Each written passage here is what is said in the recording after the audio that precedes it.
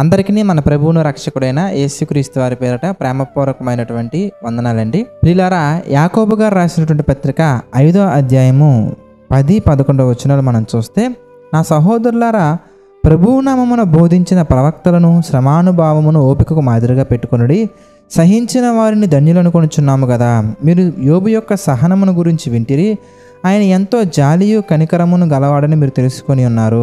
ప్రియులారా, మనం కొన్ని సందర్భాలలో మనకు వచ్చినటువంటి సమస్యలను బట్టి, మనం ఉన్నటువంటి పరిస్థితులను బట్టి, ఇంకా నా వల్ల కాదు, ఐ కాంట్ బేర్ అని చెప్పేసి మనం మాట్లాడుతూ ఉంటాము. ప్రార్థనలు అవసరతలు కూడా అలాగే చెప్తూ ఉంటాం. బ్రదర్, ఈ అగ్ని వంటి శ్రమలో నుంచి నేను బయటకు వచ్చేలాగా నా కొరకు ప్రార్థన చేయండి బ్రదర్, నేను భరించలేకపోతున్నాను బ్రదర్, సహించలేకపోతున్నాను బ్రదర్ అని చెప్పేసి మాట్లాడుతూ ఉంటామండి.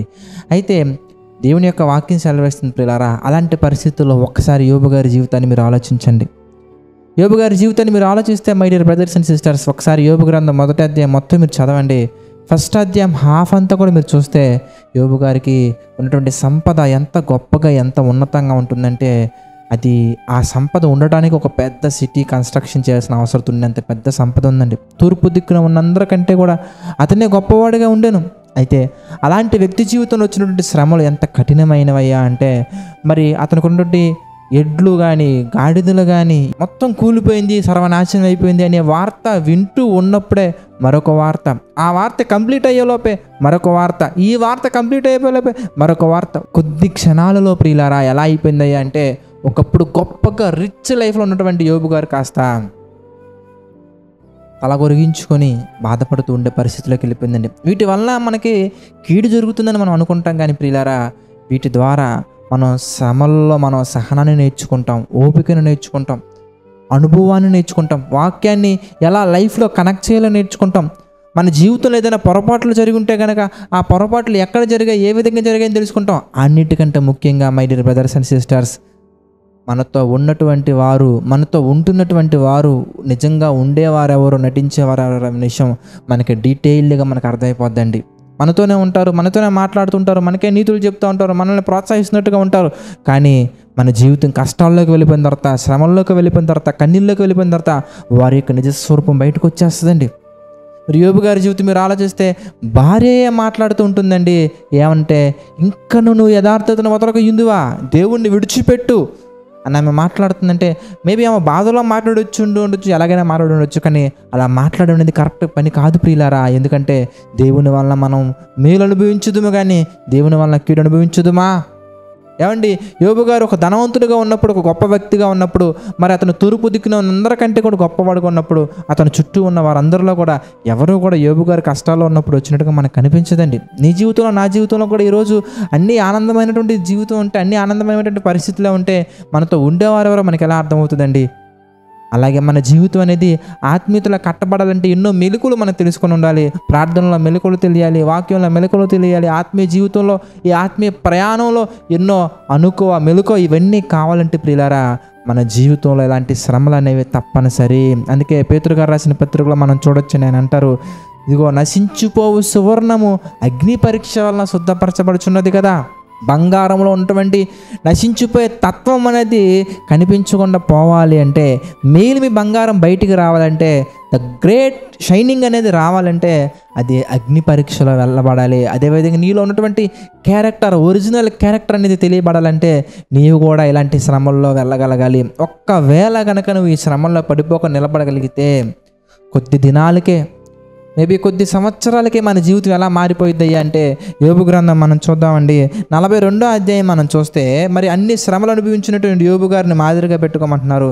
ఎందుకంటే శ్రమలలో, కష్టాలలో, కన్నీళ్ళలో, కలవరపడే పరిస్థితుల్లో పడిపోకుండా నిలబడగలిగితే గనక, యోబు గ్రంథం 42వ అధ్యాయం 12వ వచనం మనం చూస్తే, యెహోవా యోబును మొదట ఆశీర్వదించినంత కంటే, సచ్ ఎ గ్రేట్ న్యూస్, మొదట ఆశీర్వదించినంత కంటే మరి అధికముగా ఆశీర్వదించెను. అధికమైనటువంటి మేలు పొందుకోవాలని చెప్పేసి మనం మాట్లాడుకోవటం కాదండి. ప్రభువా, నా జీవితంలో రెట్టింపు ఆశీర్వాదాలు ఇవ్వయ్యా, అధికమైన మేలు దయచేయండి మనం ప్రార్థన చేయటం కాదండి. ప్రవర్తనలో మనం ఎలా ఉండాలంటే, మనల్ని పడవేసే పరిస్థితులు మన చుట్టూ ఎన్ని ఉన్నా కానీ, నా అనుకున్న వాళ్ళు మనం దెబ్బతీయటం కొరకు మాట్లాడుతున్నా కానీ, కృంగిపోయే పరిస్థితులు ఎదురైనా కానీ, సహించలేని శ్రమలు మనకు వచ్చినా కానీ, యోబు గారిని మాదిరిగా పెట్టుకొని యోబు గారు ఎలా ఉన్నారో మనం చూసి నోటి మాట వలన కూడా పాపము చేయలేదని రాయబడి ఉంటుందండి యోబు గారి గురించి. నోటి మాట వలన కూడా పాపము చేయలేదు.